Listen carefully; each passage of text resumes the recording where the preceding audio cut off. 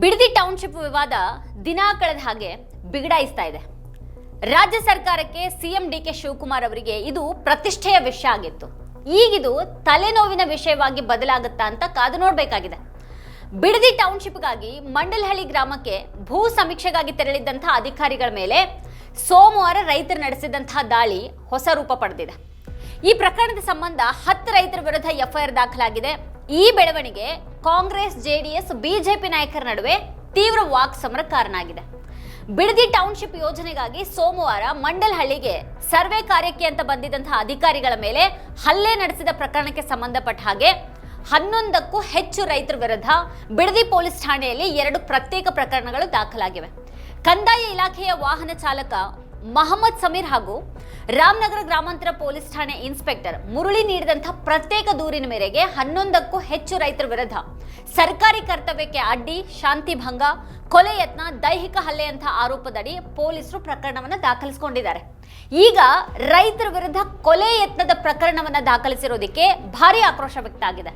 Car ಚಾಲಕ ನೀಡಿದಂತಹ ದೂರಿನನ್ವಯ Bidadi township ಯೋಜನೆಯನ್ನ ವಿರೋಧಿಸಿ ನಡೀತಾ ಇರುವಂತಹ ಹೋರಾಟದಲ್ಲಿ ಮುಂಚೂಣಿಯಲ್ಲಿರುವಂತಹ ಪ್ರಕಾಶ್, ನಾಗರಾಜ್, ಕೃಷ್ಣ, ಟಿ ಯಶವಂತ್, ರೇವಣ್ಣ, ಜಯಮ್ಮ, ಭಾಗ್ಯ, ಮೋಹನ್, ವರಲಕ್ಷ್ಮಿ, ಹರೀಶ್ ಹಾಗೂ ಇತರರ ವಿರುದ್ಧ ಬಿಎನ್ಎಸ್ 189(2), 126(2), 352, 351(2), 109(1), 115(2), 118(1), 132, 133, 74, 190 ಅಡಿ ಪ್ರಕರಣವನ್ನು ದಾಖಲಿಸಲಾಗಿದೆ.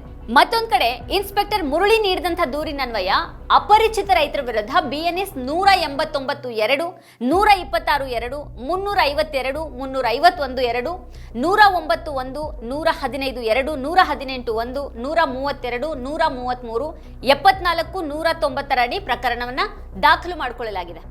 ಈಗ ಯಾವ ಸೆಕ್ಷನ್, ಯಾವ ಅಪರಾಧಕ್ಕೆ ಹಾಕಲಾಗಿದೆ ಅಂತ ನಾವು ನೋಡೋದಾದ್ರೆ, ಭಾರತೀಯ ನ್ಯಾಯ ಸಂಹಿತೆ ಕಲಂ 189(2) ಕಾನೂನು ಬಾಹಿರ ಸಭೆ, ಕಲಂ 126(2) ಯಾವುದೇ ವ್ಯಕ್ತಿಯು ಹೋಗೋದಿಕ್ಕೆ ಹಕ್ಕಿರುವಂತಹ ದಾರಿಯನ್ನ ಉದ್ದೇಶಪೂರ್ವಕವಾಗಿ ತಡೆಯೋದು, ಕಲಂ 352, 351(2) ಕ್ರಿಮಿನಲ್ ಬೆದರಿಕೆ, ಕಲಂ 109(1) ಕೊಲೆ ಯತ್ನ, ಕಲಂ 115(2) ದೈಹಿಕ ಹಲ್ಲೆ, ಕಲಂ 118(1) ಅಪಾಯಕಾರಿ ವಸ್ತುಗಳಿಂದ ಇನ್ನೊಬ್ಬರಿಗೆ ಗಾಯಗೊಳಿಸೋದು, ಕಲಂ 132 ಸರ್ಕಾರಿ ಅಧಿಕಾರಿಗಳ ಕರ್ತವ್ಯಕ್ಕೆ ಅಡ್ಡಿ, ಕಲಂ 133 ಹಲ್ಲೆ, ಕಲಂ 74 ಮಹಿಳೆಯರ ಮೇಲಿನ ದೌರ್ಜನ್ಯ. ಈ ರೀತಿ ಸೆಕ್ಷನ್ಗಳನ್ನ ಹಾಕಲಾಗಿದೆ.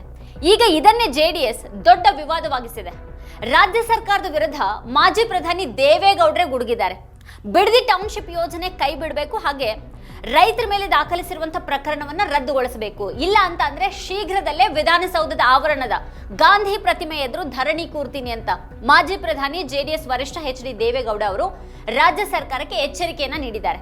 ಸಿದ್ದರಾಮಯ್ಯ ಅವರನ್ನ ಮುಖ್ಯಮಂತ್ರಿ ಸ್ಥಾನದಿಂದ ಇಳಿಸಿ ತಮ್ಮನ್ನ ಮುಖ್ಯಮಂತ್ರಿ ಮಾಡೋದಿಕ್ಕೆ ಕಾಂಗ್ರೆಸ್ ಹೈಕಮಾಂಡ್ ಒಡ್ಡಿರುವಂತಹ ಆಮಿಷಗಳನ್ನ ಈಡೇರಿಸೋದಿಕ್ಕೆ ಡಿಕೆ ಶಿವಕುಮಾರ್ ಅವರು ಬಿಡದಿ ಟೌನ್ಶಿಪ್ ಯೋಜನೆಯನ್ನ ಕೈಗೆತ್ತಿಕೊಂಡಿದ್ದಾರೆ ಅಂತ ಕೂಡ ಗೌಡ್ರು ಗಂಭೀರ ಆರೋಪ ಮಾಡಿದ್ದಾರೆ. ಮಂಗಳವಾರ ಪಕ್ಷದ ರಾಜ್ಯ ಕಚೇರಿಯಲ್ಲಿ ಸುದ್ದಿಗೋಷ್ಠಿಯನ್ನ ಉದ್ದೇಶಿಸಿ ಮಾತನಾಡಿದ ಅವರು, ಈ ಟೌನ್ಶಿಪ್ಗೆ ಭೂಮಿ ಕೊಡೋದಿಕ್ಕೆ ರೈತರು ಸ್ಪಷ್ಟವಾಗಿ ನಿರಾಕರಿಸ್ತಾ ಇದ್ದಾರೆ. ಬಡ ರೈತರ ಹೊಟ್ಟೆ ಮೇಲೆ ಹೊಡಿಬೇಡಿ, ಹೈಕಮಾಂಡ್ಗೆ ಒಡ್ಡಿರುವಂತಹ ಆಮಿಷಗಳನ್ನ ಈಡೇರಿಸೋದಿಕ್ಕೆ ಬೇರೆ ದಾರಿಗಳಿವೆ. ನೀವು ರೈತನ ಮಗ, ದಯಮಾಡಿ ಈ ಯೋಜನೆಯನ್ನ ಕೈ ಬಿಡಿ, ಇಲ್ಲ ಅಂತ ಅಂದ್ರೆ ವಿಧಾನಸೌಧದ ಗಾಂಧಿ ಪ್ರತಿಮೆ ಎದುರು ಧರಣಿ ಕೂರ್ತೀನಿ, ಅಂತಹ ಪರಿಸ್ಥಿತಿಗೆ ನನ್ನನ್ನ ದೂಡಬೇಡಿ ಅಂತ ಅವ್ರು ಹೇಳಿದ್ರು. ಬಿಡದಿಯ ಒಂದು ಗ್ರಾಮದಲ್ಲಿ ಜಂಟಿ ಸರ್ವೆ ಮಾಡೋದಿಕ್ಕೆ ಹೋದಂತಹ ಅಧಿಕಾರಿಗಳ ವಿರುದ್ಧ ರೈತರು ಆಕ್ರೋಶವನ್ನ ವ್ಯಕ್ತಪಡಿಸಿದ್ದಾರೆ. ಮಂಡಲಹಳ್ಳಿ ಅನ್ನುವಂತಹ ಆ ಹಳ್ಳಿಯಲ್ಲಿ 40% ಜನ ಹಳ್ಳಿಯನ್ನ ಬಿಟ್ಟು ಬೆಂಗಳೂರಿಗೆ ಬಂದಿದ್ದಾರೆ. ಅಂಥವ್ರು ಜಮೀನು ಕೊಡೋದಿಕ್ಕೆ ರೆಡಿ ಇದ್ದಾರೆ ಅಂತ ಹೇಳ್ತಾ ಇದ್ದಾರೆ. ಅವರಲ್ಲಿ ಅನೇಕರು ಹಳ್ಳಿಯಲ್ಲಿ ನೆಲೆಸಿಲ್ಲ. ಅಷ್ಟು ಜನರಿಗೆ ಸೇರಿ ಇರುವಂತಹ ಭೂಮಿ ಕೇವಲ 17 ಎಕರೆ ಮಾತ್ರನೇ. 500 ಎಕರೆ ಇರುವಂತಹ ಜಾಗದ ರೈತರು ಭೂಮಿ ಕೊಡೋದಿಲ್ಲ ಅಂತ ಹೇಳ್ತಾ ಇದ್ದಾರೆ. ಹೀಗಾಗಿ ಅಲ್ಲಿ ಗಲಾಟೆ ಆಗಿದೆ ಅಂತ ದೇವೇಗೌಡರು ಹೇಳಿದ್ರು. ತಮ್ಮ ಭೂಮಿಯನ್ನ ಬಲವಂತವಾಗಿ ಕಿತ್ಕೊಳ್ಳೋದಿಕ್ಕೆ ಬಂದ್ರೆ ಯಾರಿಗಾದ್ರೂ ಕೋಪ ಬರೋದು ಸಹಜ. ಆದ್ರೆ ಹಾಗೇನೆ ರೈತರು ಪ್ರತಿಕ್ರಿಯೆಯನ್ನ ನೀಡಿದ್ದಾರೆ. ಇಲ್ಲಿ ಸರ್ಕಾರನೇ ಕಾನೂನನ್ನ ಮೀರಿ ವರ್ತಿಸಿದೆ. ಕಂದಾಯ ಇಲಾಖೆ ಅಧಿಕಾರಿಗಳು ಕೊಟ್ಟಿರುವಂತಹ ದೂರಿನ ಆಧಾರದ ಮೇಲೆ ಪೊಲೀಸರು ರೈತರ ಮೇಲೆ ಎಫ್ಐಆರ್ ಅನ್ನ ದಾಖಲಿಸಿದ್ದಾರೆ. ಪೊಲೀಸರು ಗಾಯಗೊಂಡಿದ್ದಾರೆ ಅಂತ ಅವ್ರು ಹೇಳಿದ್ದಾರೆ. ಹಾಗೇನೆ ಹೆಣ್ಣು ಮಕ್ಕಳು ಕೂಡ ತಮಗಾಗಿರುವಂತಹ ನೋವನ್ನ ಹೇಳ್ಕೊಂಡಿದ್ದಾರೆ. ರೈತರು ಬದುಕಬೇಕಲ್ವಾ ಅಂತ ಗೌಡ್ರು ಪ್ರಶ್ನೆ ಮಾಡಿದ್ರು. ಭೂಮಿ ಕೊಡಲ್ಲ ಅಂತ ಹೇಳಿದ ಮೇಲೂ ಕೂಡ ಸರ್ವೆ ಮಾಡೋದಿಕ್ ಬಂದಿದ್ದನ್ನ ಏನಂತ ಕರಿಬೇಕು? ಅತಿಕ್ರಮಣ ಮಾಡೋದಿಕ್ ಬಂದ್ರೆ ಸುಮ್ಮನೆ ಇರೋದಿಕ್ ಸಾಧ್ಯನಾ? ಸರ್ಕಾರ ರೈತರ ನೋವನ್ನು ಅರ್ಥ ಮಾಡ್ಕೊಳ್ಬೇಕು. ಮಹಿಳೆಯರ ಮೇಲೂ ಎಫ್ಐಆರ್ ಅನ್ನ ಹಾಕಿದ್ರೆ ಅವ್ರ ಬದುಕು ಹೇಗೆ ನಡೆಯುತ್ತೆ? ಸರ್ಕಾರ ಸೂಕ್ಷ್ಮವಾಗಿ ವರ್ತಿಸಬೇಕು ಅಂತ ದೇವೇಗೌಡರು ತೀವ್ರ ಅಸಮಾಧಾನವನ್ನು ವ್ಯಕ್ತಪಡಿಸಿದ್ದಾರೆ. ನಾನು ಪ್ರತಿಯೊಂದು ವಿಷಯ ಗಮನಿಸಿದ್ದೇನೆ. ಏಕೆಂದರೆ ಯಾವುದೇ ಚೌಕಟ್ಟು ಮೀರಿ ಮಾತನಾಡಲಿಕ್ಕೆ ಹೋಗಲ್ಲ. IG ಅವರು ಹೋಗಿದ್ದಾರೆ, ಅವರು ಎಲ್ಲ ಕಡೆ ತಪಾಸಣೆ ಮಾಡಿದ್ದಾರೆ. ಒಬ್ಬ ಸಬ್ ಇನ್ಸ್ಪೆಕ್ಟ್ರು ಪೆಟ್ಟು ಬಿದ್ದಿದೆ ಅಂತ ಅವ್ರಿಗೆ ತುರ್ತು ಚಿಕಿತ್ಸೆಯನ್ನು ಮಾಡಿಸಿ ಮನೆಗೆ ಕಳಿಸಿದ್ದಾರೆ. ಯಾರು ಆಸ್ಪತ್ರೆಯಲ್ಲಿ ಮಲಗುವಂತ ಯಾರಿಗೂ ಏಟೇನು ಬಿದ್ದಿಲ್ಲ. ಹೌದು, ಹೆಣ್ಮಕ್ಳು ಮನಸ್ಸಿನ್ನು ಅವ್ರು ಹೋಗಿ ಹಾಲು ಕರಿಬೇಕು, ಜೀವನ ಮಾಡಬೇಕಲ್ಲ. ಅವ್ರ ನೋವು ಅರ್ಥ ಮಾಡ್ಕೊಳ್ಳಿ. ಈಗ ಅವ್ರ ಮೇಲೆ FIR ಹಾಕಿ ಅರೆಸ್ಟ್ ಮಾಡಿದ್ರೆ ಅವ್ರ ಮನೇಲಿ ಹಾಲು ಕರೆಯೋರು ಯಾರು?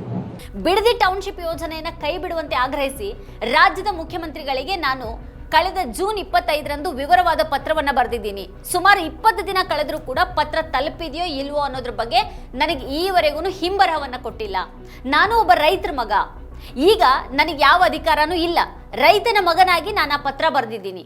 ಅದಕ್ಕೆ ಒಂದು ಹಿಂಬರಹವನ್ನು ಕೊಡುವಂಥ ಒಂದು ಸೌಜನ್ಯ ಮುಖ್ಯಮಂತ್ರಿಗಳ ಕಚೇರಿಗೆ ಇಲ್ಲವಾಗಿದೆ ಅಂತ ಬೇಸರವನ್ನು ವ್ಯಕ್ತಪಡಿಸಿದ್ದಾರೆ. ನಾನು ಮುಖ್ಯಮಂತ್ರಿಗಳಿಗೆ ಕಾಗದ ಬರೆದಿರೋದು 25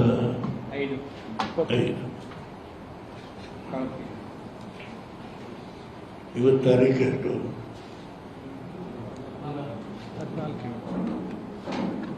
25, 14 ಅಂದರೆ 20 ದಿವಸದಿಂದ 20 ದಿವಸ ಆದರೂ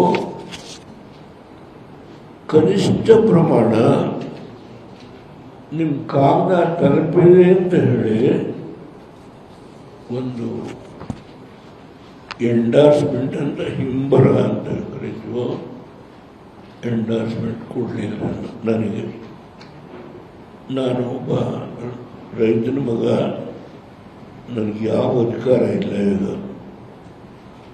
ನಾನು ಮುಖ್ಯಮಂತ್ರಿನೂ ಅಲ್ಲ, ಪ್ರಧಾನಮಂತ್ರಿನೂ ಅಲ್ಲ, ಲೋಕಸಭಾ ಸದಸ್ಯನೂ ಅಲ್ಲ, ರಾಜ್ಯಸಭಾ ಸದಸ್ಯನು. ಆದರೆ ಒಬ್ಬ ರೈತನ ಮಗನಾಗಿ ನಾನು ಪತ್ರ ಬರೆದು ಒಂದು ಎಂಡಾರ್ಸ್ಮೆಂಟ್ ಕೊಡುವ ಸೌಜನ್ಯತೆ ಇದೆ. ರೈತರ ಮೇಲೆ ದಬ್ಬಾಳಿಕೆ ನಡೀತಾ ಇದ್ರೆ ನೋಡ್ಕೊಂಡು ಸುಮ್ಮನೆ ಕೊರೋದಿಕ್ಕೆ ಆಗೋದಿಲ್ಲ. ಈಗಲೂ ನಾನು ಮುಖ್ಯಮಂತ್ರಿಗೆ ಮನವಿ ಮಾಡ್ತಾ ಇದ್ದೀನಿ, ರೈತರ ಮೇಲೆ ಹಾಕಿರುವಂಥ FIR ಅನ್ನ ತಕ್ಷಣನೇ ವಾಪಸ್ ಪಡಿಬೇಕು. ನೀವು ಕೂಡ ರೈತರ ಮಕ್ಕಳೇ ಅಲ್ವಾ? ರೈತರ ಕಷ್ಟ ನೋವನ್ನು ಅರ್ಥ ಮಾಡ್ಕೊಳ್ಳುವಂಥ ಶಕ್ತಿ ಇದೆ. ಈ ಟೌನ್ಶಿಪ್ ಯೋಜನೆ ತಕ್ಷಣನೇ ಕೈ ಬಿಡಬೇಕು, ಇಲ್ಲ ಅಂತಂದ್ರೆ ಧರಣಿ ಕೂರುವಂಥ ನನ್ನ ನಿರ್ಧಾರ ಅಚಲ ಅಂತ ದೇವೇಗೌಡರು ರಾಜ್ಯ ಸರ್ಕಾರಕ್ಕೆ ಸ್ಪಷ್ಟ ಎಚ್ಚರಿಕೆಯನ್ನು ನೀಡಿದ್ದಾರೆ. ಇನ್ನು ಬಿಡದಿ ಭಾಗದಲ್ಲಿ ತೋಟಗಾರಿಕೆ, ಹೈನುಗಾರಿಕೆ ಸಮೃದ್ಧವಾಗಿದೆ. ಒಂದು ಸಣ್ಣ ಹಿಡುವಳಿದಾರರು ಅಂತಂದ್ರೆ ಗುಂಟೆಯಿಂದ 5 ಗುಂಟೆ ಜಾಗ ಇರೋರು 2555 ರೈತರಿದ್ದಾರೆ. 10 ರಿಂದ 20 ಗುಂಟೆ ಹೊಂದಿರುವಂಥ ರೈತರು 1653 ಮಂದಿ ಇದ್ದಾರೆ. 20 ರಿಂದ 40 ಗುಂಟೆ ಜಮೀನು ಇರೋರು 2257 ರೈತರಿದ್ದಾರೆ. 1 ರಿಂದ 2 ಎಕರೆ ಹೊಂದಿರುವಂತಹ 1342 ರೈತರಿದ್ದಾರೆ. ಇಂತಹ ಅತಿ ಸಣ್ಣ ರೈತರ ಭೂಮಿಯನ್ನ ಕಿತ್ಕೊಂಡು ಅವರನ್ನ ನೀವು ಎಲ್ಲಿ ಕಳಿಸ್ತೀರಿ ಅಂತ ದೇವೇಗೌಡರು ಪ್ರಶ್ನೆ ಮಾಡಿದ್ದಾರೆ. ಕೇಂದ್ರ ಸಚಿವ HD ಕುಮಾರಸ್ವಾಮಿ ಅವರು ಕೂಡ CM DK ಶಿವಕುಮಾರ್ ಅವರ ವಿರುದ್ಧ ವಾಗ್ದಾಳಿಯನ್ನ ನಡೆಸಿದ್ದಾರೆ. ಸರ್ಕಾರಕ್ಕೆ ಸವಾಲು ಕೂಡ ಹಾಕಿದ್ದಾರೆ. ಸರ್ಕಾರದ ಚಿತಾವಣೆಯಿಂದಾನೇ ಅಧಿಕಾರಿಗಳು ಸೋಮವಾರ ಮಂಡಲಹಳ್ಳಿಗೆ ಸರ್ವೆಗೆ ಹೋಗಿದ್ರು. ಬಿಡದಿ ಟೌನ್ಶಿಪ್ ವಿಷಯದಲ್ಲಿ ಮುಖ್ಯಮಂತ್ರಿಗೆ ಇಷ್ಟೊಂದು ಹಠ ಯಾಕೆ ಅನ್ನೋದೇ ಅರ್ಥ ಆಗ್ತಾ ಇಲ್ಲ. ರೈತರ ಮೇಲೆ 2 FIR ಹಾಕಿದ್ದಾರೆ. ಅವ್ರಿಗೇನಾದ್ರೂ ಧೈರ್ಯ ಇದ್ರೆ ನನ್ನ ವಿರುದ್ಧ ಕೇಸ್ ಹಾಕ್ಲಿ, ನಾನೇ ಚಿತಾವಣೆ ಮಾಡ್ತಾ ಇದ್ದೀನಿ ಅಂತ ಕೆಲವರು ಆರೋಪ ಮಾಡ್ತಾ ಇದ್ದಾರೆ. ಪಾಪ FIR ನಲ್ಲಿ ನನ್ನ ಹೆಸರನ್ನ ಯಾಕೆ ಬಿಟ್ರೋ ನನಗೆ ಗೊತ್ತಿಲ್ಲ. ನನ್ನನ್ನೇ A1 ಆರೋಪಿ ಮಾಡಿ, ಧೈರ್ಯ ಇದ್ರೆ ನನ್ನ ವಿರುದ್ಧ ಪ್ರಕರಣವನ್ನ ದಾಖಲಿಸಿ ಅಂತ ಕೇಂದ್ರ ಸಚಿವ HD ಕುಮಾರಸ್ವಾಮಿ ಅವರು ಸರ್ಕಾರಕ್ಕೆ ಸವಾಲ್ ಹಾಕಿದ್ದಾರೆ. ಇನ್ನು ದೆಹಲಿಯಲ್ಲಿ ಮಂಗಳವಾರ ತುರ್ತು ಸುದ್ದಿಗೋಷ್ಠಿಯಲ್ಲಿ ಮಾತನಾಡಿದ ಸಚಿವರು ಮಂಡಲಹಳ್ಳಿ ಗ್ರಾಮದ ರೈತರ ವಿರುದ್ಧ ಪ್ರಕರಣವನ್ನ ದಾಖಲಿಸಿರುವಂತಹ ಪೊಲೀಸರ ಕ್ರಮವನ್ನ ತೀವ್ರವಾಗಿ ಖಂಡಿಸಿದ್ರು. ಗುರುವಾರ ಬೆಳಿಗ್ಗೆ ಆ ಗ್ರಾಮಕ್ಕೆ ನಾನು ಹೋಗ್ತೀನಿ, ತಾಕತ್ತಿದ್ರೆ ನನ್ನ ವಿರುದ್ಧ FIR ಮಾಡಿ ಅಂತ ಸವಾಲ್ ಹಾಕಿದ್ದಾರೆ. ಮಂಡಲಹಳ್ಳಿ ಘಟನೆ ಸರ್ಕಾರದ ಪೂರ್ವ ನಿಯೋಜಿತ ಸಂಚು. ರೈತರು ಮತ್ತೆ ರೈತ ಮಹಿಳೆಯರ ಮೇಲೆ ಎಫ್ಐಆರ್ ಅನ್ನು ಹಾಕಿದ್ದು ಕೂಡ ಸಂಚು. ಸಂಬಂಧ ಇಲ್ದವ್ರು ಕೊಟ್ಟಂತಹ ದೂರಿನ ಮೇಲೆ ವಿನಾಕಾರಣ ರೈತರ ಮೇಲೆ ಎಫ್ಐಆರ್ ಹಾಕಿದ್ದಾರೆ. ಊರಿನಲ್ಲಿ ಇಲ್ದವ್ರ ವಿರುದ್ಧ ಕೂಡ ಕೇಸ್ ದಾಖಲು ಮಾಡಿದ್ದಾರೆ. ದೆಹಲಿಗೆ ಬಂದಿದ್ದವ್ರ ಮೇಲೂ ಕೂಡ ಪ್ರಕರಣವನ್ನು ದಾಖಲಿಸಿ ಎಫ್ಐಆರ್ ಮಾಡಿದ್ದಾರೆ. ಅಕ್ರಮವಾಗಿ ಜಮೀನಿಗೆ ಬಂದು ಸರ್ವೆ ಮಾಡಿದ್ದಕ್ಕೆ ರೈತರು ಸಹಜವಾಗಿಯೇ ಆಕ್ರೋಶವನ್ನು ವ್ಯಕ್ತಪಡಿಸಿದ್ದಾರೆ. ಯೋಜನೆಗೆ ರೈತರಿಂದ ಇಷ್ಟೆಲ್ಲಾ ವಿರೋಧ ಇದ್ರೂ ಕೂಡ ಫಲವತ್ತಾದ ಭೂಮಿಯನ್ನ ಕೊಳ್ಳೆ ಹೊಡೆಯೋದಿಕ್ಕೆ ಸರ್ಕಾರ ಹೊರಟಿದೆ. ಇದರ ಹಿಂದಿನ ಉದ್ದೇಶ ಜನರಿಗೆ ಅರ್ಥ ಆಗ್ತಿದೆ ಅಂತ ಅವರು ವಾಗ್ದಾಳಿಯನ್ನ ನಡೆಸಿದ್ದಾರೆ. ಏನಾದರೂ ಹೆಚ್ಚು ಕಡಿಮೆ ಆದರೆ ಪಾಪ ಹೇಳ್ತಾರೆ, ಅವರೆಲ್ಲ ಪಾಪ ಹೆಣ್ಮಕ್ಳು ಜೈಲಿಗೆ ಹೋಗ್ತಾವ್ರೆ, ಇದಕ್ಕೆಲ್ಲ ಕುಮಾರಸ್ವಾಮಿ ಚಿತಾವಣೆ ನಡೆಸ್ತಾವ್ರೆ ಅಂತ ಹೇಳಿ. ನನಗೆ ಈ ಗಲಾಟೆ ಮಾಡಿ ಅಂತಲೂ ಹೇಳೋದಕ್ಕೆ ನಾನೇನು ಸ್ಥಳದಲ್ಲಿದ್ದೇನೆ. ನಾನು ಅಲ್ಲೆಲ್ಲೋ ವೆಸ್ಟ್ ಬೆಂಗಾಲ್ನಲ್ಲಿ 3 ದಿವಸದ ನನ್ನ ಇಲಾಖೆ ಒಂದು ಪರಿಶೀಲನಾ ಸಭೆ ಮಾಡಲಿಕ್ಕೆ ಹೋದಂಥವನು. ನಾನು 3 ದಿವಸ ಅಲ್ಲಿದ್ದವನು. ಆಗಿದ್ದರೆ ನನ್ನ ಚಿತಾವಣೆ ಇದೆ ಅಂದರೆ ನನ್ನ ಮೇಲೆ ಕೇಸ್ ಹಾಕಿ ತಯಾರಾಗಿದ್ದೇನೆ. ಕೇಸ್ ನನ್ನ ಮೇಲೆ ಏವನ್ ಮಾಡಬೇಕಲ್ಲ, ನಾನು ಚಿತಾವಣೆ ಮಾಡಿದರೆ ಈ 500 ದಿನದಿಂದ ನನ್ನ ಹೆಸರೇ ಹಾಕ್ಬಿಟ್ರು. ಹಾಕ್ಸ್ಬೇಕಾಗಿತ್ತು ನನ್ನದೇ ಹೆಸರನ್ನ. ಪಾಪ ಅಮಾಯಕರನ್ನ ಹಾಕೊಂಡವ್ರಲ್ಲ ಹೆಸರನ್ನ, ನನ್ನ ಹೆಸರನ್ನೇ ಹಾಕ್ಸೋರು. ಏನು ಅಪಾದನೆ ಮಾಡ್ತಾವ್ರಲ್ಲ ಕುಮಾರಸ್ವಾಮಿ ಚಿತಾವಣೆ ಅಂತ ಹೇಳಿ. ಏವನ್ ನನ್ನೇ ಹಾಕಬೇಕಾಗಿತ್ತಾಗಿದ್ದರೆ ಇತ್ತೆಲ್ಲ ನಾನು ನೋಡಿದೆ ಟಿ ವಿನಲ್ಲಿ ಅಪಾದನೆ ಮಾಡ್ತಾಯಿದ್ರು. ನನ್ನ ಹೆಸರನ್ನೇ ಹಾಕ್ಕೊಳ್ಳಿ, ಅಷ್ಟು ಧೈರ್ಯ ಇದ್ದರೆ ಯಾಕೆ ಹಾಕೊಂಡಿಲ್ಲ? ಬರೀ ಟಿ ವಿ ಮುಂದೆ ಪ್ರಚಾರಕ್ಕೆ ಕೇಳ್ಕೊತೀರಾ, ಮಾಧ್ಯಮದ ಮುಂದೆ? ಈಗ ನಿಮ್ಮ ಹತ್ರ ಅಷ್ಟೊಂದು ಸ್ಪೆಸಿಫಿಕ್ ಮಾಹಿತಿ ಇದ್ದರೆ ಕುಮಾರಸ್ವಾಮಿನೇ ಇದಕ್ಕೆಲ್ಲ ಚಿತಾವಣೆ ಮಾಡ್ತಾಯಿದ್ದಾನೆ ಅಂತ ಹೇಳಿ ಯಾತಕ್ಕೆ ನನ್ನ ಹೆಸರು ಬಿಟ್ಟಿದ್ದೀರಿ? ಯಾಕೆ ಹಾಕಿಲ್ಲ? ಈ ಸರ್ಕಾರಕ್ಕೆ ಒಂದು ಎಚ್ಚರಿಕೆ ಕೊಡ್ತೇನೆ. ಈ ರೀತಿಯ ನಿಮ್ಮ ಬಂಡತನ ಇದೆಯಲ್ಲ,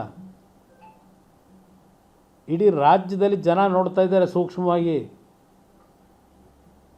ಇಷ್ಟೆಲ್ಲ ವಿರೋಧಗಳಿದ್ದರೂ ಅಂಥ ಒಂದು ಫಲವತ್ತಾದಂಥ ಕೃಷಿ ಭೂಮಿಗಳನ್ನು ಇವತ್ತು ಭೂಸ್ವಾಧೀನದ ಹೆಸರಿನಲ್ಲಿ ಟೌನ್ಶಿಪ್ ಮಾಡ್ತೀವಿ ಅಂತ ಹೇಳಿ, ಯಾವ ಟೌನ್ಶಿಪ್ ಮಾಡ್ತೀರಪ್ಪ ನೀವು? ಈ ವಿವಾದಕ್ಕೆ ಬಿಜೆಪಿ ರಾಜ್ಯಾಧ್ಯಕ್ಷ BY ವಿಜೇಂದ್ರ ಅವರು ಕೂಡ ಸೇರ್ಕೊಂಡಿದ್ದಾರೆ. ಮುಖ್ಯಮಂತ್ರಿ DK ಶಿವಕುಮಾರ್ ಅವರಿಗೆ ರೈತರ ಹಿತಕ್ಕಿಂತ ರಿಯಲ್ ಎಸ್ಟೇಟ್ ಉದ್ಯಮನೇ ಮುಖ್ಯ ಆಗಿದೆ.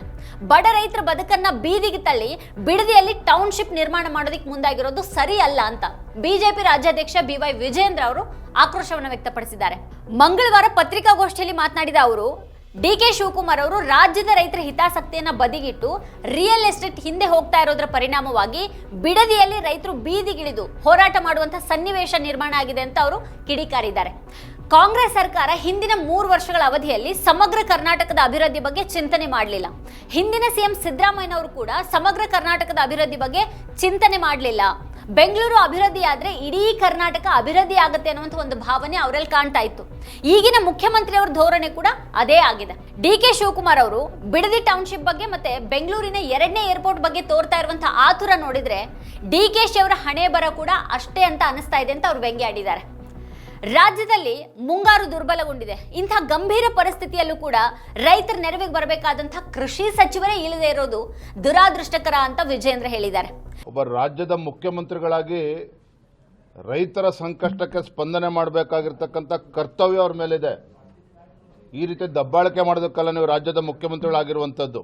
ಬಿಡದಿ ಟೌನ್ಶಿಪ್ ಜೊತೆಗೆ ಕನಕಪುರದಲ್ಲಿ ಏರ್ಪೋರ್ಟ್ ಅನ್ನ ಏನು ಮಾಡೋದಕ್ಕೆ ಹೊರಟಿದ್ದಾರಲ್ಲ, ಇವೆರಡೂ ಕೂಡ ಒಟ್ಟೊಟ್ಟಿಗೆ ಸೇರ್ಕೊಂಡಿದೆ. ಮತ್ತೆ DK ಶಿವಕುಮಾರ್ ಅವರು 100 ಎಕರೆ ಅಲ್ಲ 1000 ಎಕರೆ ಜಮೀನನ್ನ ಅಲ್ಲಿ ಇದೆ ಅನ್ನೋ ಚರ್ಚೆಗಳು ಕೂಡ ಅಲ್ಲಿ ಜನಸಾಮಾನ್ಯರು ತುಂಬ ಮಾತನಾಡ್ತಾ ಇದ್ದಾರೆ. ನಾನು ಅದಕ್ಕೆ ಅವತ್ತಿಂದ ಕೂಡ ಹೇಳ್ತಾ ಇರುವಂಥದ್ದು, ರಾಜ್ಯದ ಮುಖ್ಯಮಂತ್ರಿಗಳಿಗೆ ರೈತರ ಬಗ್ಗೆ ಆಸಕ್ತಿ ಇರಬೇಕೇ ವಿನಃ ರಿಯಲ್ ಎಸ್ಟೇಟ್ ಬಗ್ಗೆ ಅಲ್ಲ. ರಿಯಲ್ ಎಸ್ಟೇಟ್ ಬಗ್ಗೆ ಮರೆತು ರೈತರ ಬಗ್ಗೆ ಆಲೋಚನೆ ಮಾಡಿದ್ರೆ ಬಹುಶಃ ಇವತ್ತು ಬಿಡದಿನಲ್ಲಿ ರೈತರು ಬೀದಿಗಿಳಿದು ಹೋರಾಟ ಮಾಡುವಂತ ಪರಿಸ್ಥಿತಿ ನಿರ್ಮಾಣ ಆಗ್ತಾ ಇರಲಿಲ್ಲ. ಮುಖ್ಯಮಂತ್ರಿಯಾಗಿ ಅಧಿಕಾರ ಸ್ವೀಕಾರ ಮಾಡ್ಕೊಳ್ತಿದ್ದಂಗೆ ಬಿಡದಿ ಟೌನ್ಶಿಪ್ ನೆನಪಾಗ್ತದೆ. ಮುಖ್ಯಮಂತ್ರಿಗಳಾಗಿ ಅಧಿಕಾರ ಸ್ವೀಕಾರ ಮಾಡ್ಕೊಳ್ತಿದ್ದಂಗೆ ಕನಕಪುರದಲ್ಲಿ ಏರ್ಪೋರ್ಟ್ ಬಗ್ಗೆ ತಲೆ ಕೆಡಿಸ್ಕೊಂಡಿದ್ದಾರೆ. ನಾನು ಇದ್ರ ಬಗ್ಗೆ ಮುಖ್ಯಮಂತ್ರಿಗಳ ಪತ್ರವನ್ನು ಕೂಡ ಬರೆಯೋನಿದ್ದೇನೆ. ಇವತ್ತು ನಿಜವಾಗ್ಲೂ ಕೂಡ ಏರ್ಪೋರ್ಟ್ ಆಗಬೇಕಾದ್ರೆ ಬೆಂಗಳೂರು ಮತ್ತು ತುಮಕೂರು ಆಜುಬಾಜಿನಲ್ಲಿ ಆಗಬೇಕಾಗ್ತದೆ. ಉತ್ತರ ಕರ್ನಾಟಕಕ್ಕೂ ಕೂಡ ಇದರಿಂದ ಲಾಭ ಆಗ್ತದೆ. ನಿರೀಕ್ಷೆ ಹಾಗೆ ಕಾಂಗ್ರೆಸ್ ಶಾಸಕ ಮಾಗಡಿಯ ಬಾಲಕೃಷ್ಣ ಅವರು ಕುಮಾರಸ್ವಾಮಿ ಅವರ ವಿರುದ್ಧ ಹರಿಹಾಯ್ದಿದ್ದಾರೆ. ಮಂಡಲಹಳ್ಳಿಯಲ್ಲಿ ನಡೆದಂತಹ ಘಟನೆಗೆ ಕೇಂದ್ರ ಸಚಿವ ಎಚ್.ಡಿ. ಕುಮಾರಸ್ವಾಮಿ ಅವರೇ ನೇರ ಹೊಣೆ. ದಿನಾ ಬೆಳಗ್ಗೆ ಆದ್ರೆ ಸಾಕು ಬಿಡದಿ ರೈತರನ್ನ ಎತ್ತಿ ಕಟ್ತಾ ಇದ್ದಾರೆ.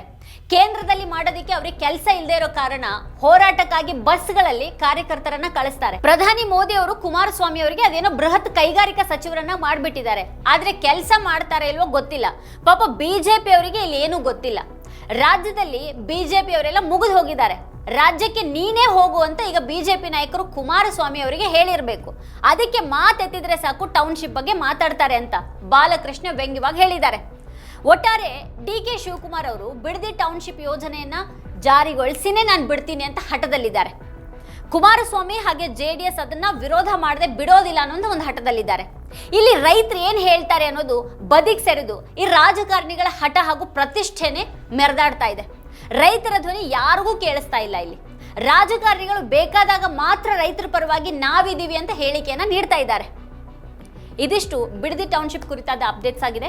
ನೋಡ್ತಾ ಇರಿ ವಾರ್ತಾ ಭಾರತಿ. ನೀವಿನ್ನು ವಾರ್ತಾ ಭಾರತಿ ಯೂಟ್ಯೂಬ್ ಚಾನೆಲ್ ಅನ್ನು ಸಬ್ಸ್ಕ್ರೈಬ್ ಮಾಡಿಲ್ಲ ಅನ್ನೋದಾದ್ರೆ ಈ ಕೂಡಲೇ ಸಬ್ಸ್ಕ್ರೈಬ್ ಮಾಡಿ, ಹಾಗೆ ಪಕ್ಕದಲ್ಲೇ ಇರುವಂತಹ ಬೆಲ್ ಐಕಾನ್ ಪ್ರೆಸ್ ಮಾಡಿ ನಮ್ಮನ್ನು ಪ್ರೋತ್ಸಾಹಿಸಿ. ನಮ್ಮ ಕಾರ್ಯಕ್ರಮಗಳನ್ನು ನೀವು ನೋಡ್ತಾ ಇದ್ರೆ ನಮ್ಮ ಚಾನೆಲ್ ಅನ್ನ ಸಬ್ಸ್ಕ್ರೈಬ್ ಮಾಡಿ, ಪಕ್ಕದ ಬೆಲ್ ಐಕಾನ್ ಒತ್ತಿ ನಮ್ಮನ್ನ ಬೆಂಬಲಿಸಿ. ಹಾಗೆ ನಮ್ಮ ಕಾರ್ಯಕ್ರಮಗಳನ್ನ ಲೈಕ್ ಮಾಡಿ, ಕಮೆಂಟ್ ಮಾಡಿ, ಅದನ್ನ ಬೇರೆಯವರಿಗೂ ವಾಟ್ಸ್ಆಪ್ ಮೂಲಕ ಶೇರ್ ಮಾಡಿ. ನೀವು ಹೀಗೆ ಮಾಡಿದಾಗ ನಮ್ಮ ಚಾನೆಲ್ ಇನ್ನಷ್ಟು ಮತ್ತಷ್ಟು ಜನರಿಗೆ ತಲುಪಲು ನೀವು ನಮ್ಮೊಂದಿಗೆ ಸಹಕರಿಸಿದ ಹಾಗಾಗುತ್ತೆ. ಇದು ನೀವು ಯಾವುದೇ ಖರ್ಚಿಲ್ಲದೆ ಕೆಲವೇ ಸೆಕೆಂಡುಗಳಲ್ಲಿ ನೀಡಬಹುದಾದ ಸಹಕಾರ. ಧನ್ಯವಾದಗಳು.